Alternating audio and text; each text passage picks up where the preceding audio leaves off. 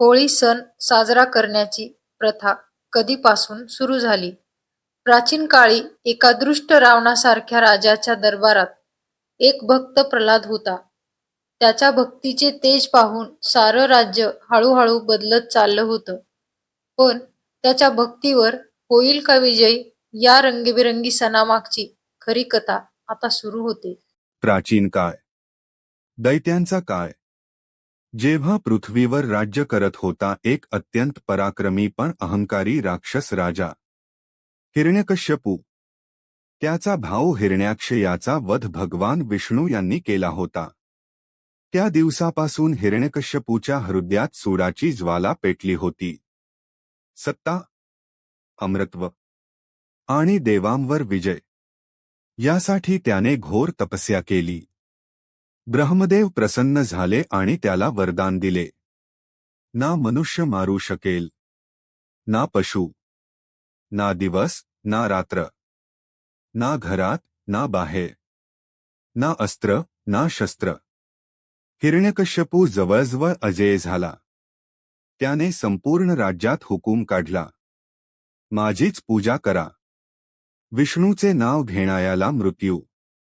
पण नियतीला काहीतरी वेगळंच मान्य होतं. जन्म झाला एका महान भक्ताचा. हिरण्यकश्यपूच्या घरातच जन्म झाला एका लहान मुलाचा, प्रल्हाद. लहान वयातच प्रल्हादाच्या ओठांवर एकच नाव होतं, नारायण. नारायण. गुरुकुलातही तो इतर मुलांना विष्णू भक्ती शिकवत असे. ही गोष्ट जेव्हा हिरण्यकश्यपूला कळली, त्याचा संताप आकाशाला भिडला. सुरू झाले अत्याचार. तू माझा पुत्र नाहीस, तो गरजला.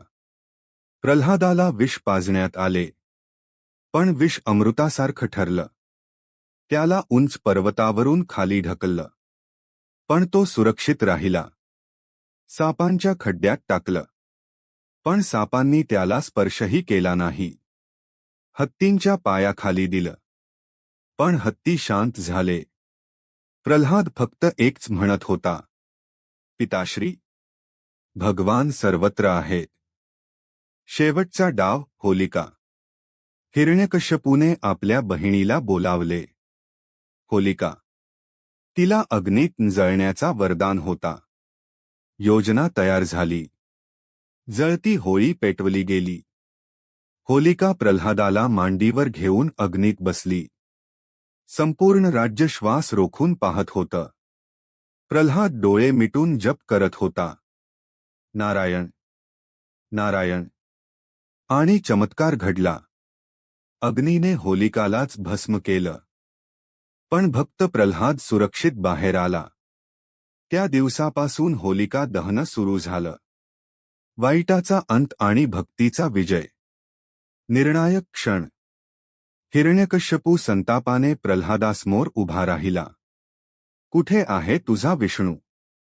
या खांबात आहे का? प्रल्हाद शांतपणे म्हणाला, होय पिताश्री, ते सर्वत्र आहे. रागाने हिरण्यकश्यपूने खांबावर प्रहार केला. खांब फाटला आणि त्यातून प्रकट झाले भगवान नरसिंह. अर्धा मनुष्य, अर्धा सिंह. ना पूर्ण मानव, ना पूर्ण पशु. संध्याकाळची वेळ, ना दिवस ना रात्र. उंबरठा, ना घरात ना बाहेर. नखांनी वध, ना अस्त्र ना शस्त्र. नरसिंहांनी हिरण्यकश्यपूचा अंत केला. अंतिम संदेश. भक्तीसमोर अहंकार टिकत नाही, सत्यासमोर अन्याय टिकत नाही, आणि देव आपल्या भक्ताला कधीच सोडत नाही.